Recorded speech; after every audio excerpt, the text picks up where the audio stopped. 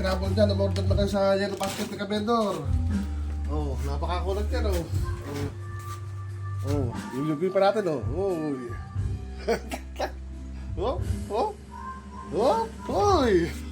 Okay. Okay na. Ayan. Strawberry. Ubos sana tayo ngayon. Kayod para sa ating mga anak.